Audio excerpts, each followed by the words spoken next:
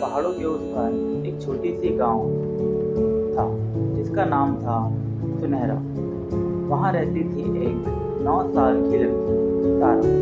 उसकी आंखों में सपने थे और दिल में दुनिया के लिए एक अलग सी चाह।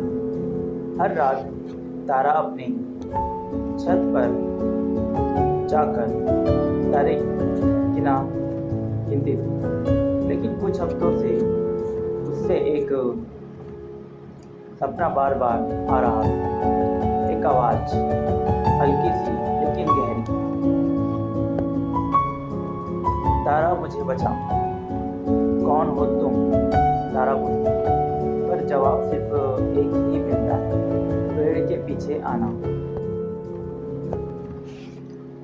तारा का गांव बहुत ही शांत था। हर सुबह वो दूध लेने जाती, फिर माँ के साथ खेत जाती थी। पर हर शाम वो छुपके निकल जाती थी उस पुराने जंगल के पास। जंगल में एक अलग सी शांति थी और एक अजीब सा पेड़। एक शाम पेड़ ने बोला, हाँ सचमुच बोला, मैं जीवन वृक्ष हूँ। मैं दर्द में हूँ। मेरा जीवन जा रहा है। सिर्फ तुम ही मेरी मदद कर सकती हो। जीवन वृक्ष की कहानी। पेड़ ने बताया कि वो इस जंगल का रक्षक था। उसके जीवन से ही जंगल में हरियाली थी। लेकिन लोग जंगल को काट रहे थे। पेड़ दुख में था, कमजोर हो गया। मैं मर गया तो पूरा जंगल सूख जाएगा। जानवर चले जाएंगे, हवा बहरी हो जाएगी और लोगों के प्रेम भी कम हो जाएगा। तारा रो पड़ी। मैं क्या कर सकती हूँ? पेड़ ने एक चमकता हुआ बीज दिया। इसे जीवित करना होगा, लेकिन पानी से नहीं, प्रेम, करुणा और साहस से। तारा ने अपने दिल की आवाज सुनी। पहले दिन उसने एक छोटी सी चिड़िया देखी जिसका पर जख्मी था। लोग कह रहे थे, छोड़ो इसे, उड़ नहीं सकती। तारा ने उसका इलाज किया। 3 दिन में चिड़िया ने फिर से उड़ान शुरू किया।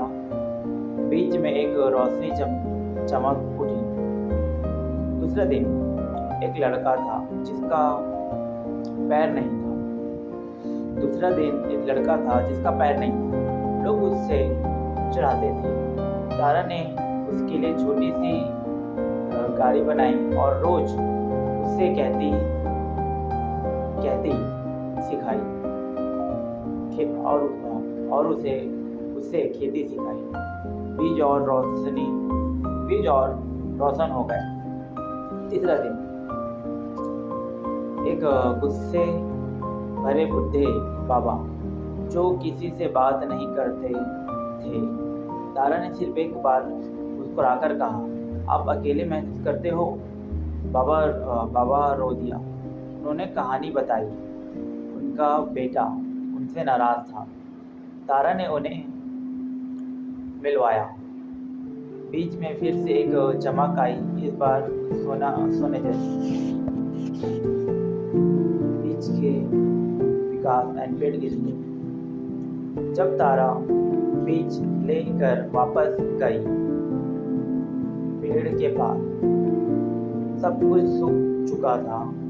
तारा, मैं अब ज्यादा देर नहीं जिंदा रह सकता।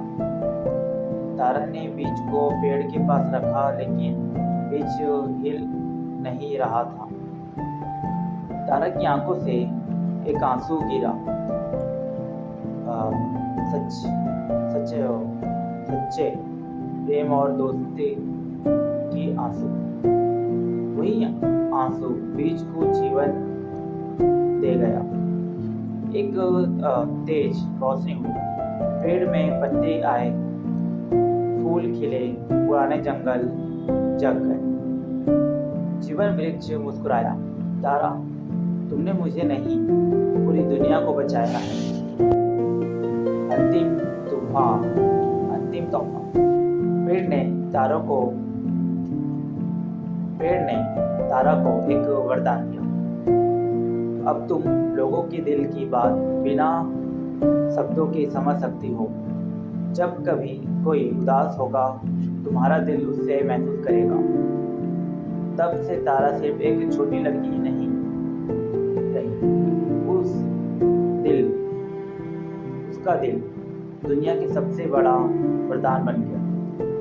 और तारा हर रोज किसी की मदद करती थी, किसी को प्यार देती या किसी के आंसू पोंछती बिना कुछ बोले। कहानी यहीं खत्म होती है, लेकिन तारा के जैसे लोग कभी खत्म नहीं होते।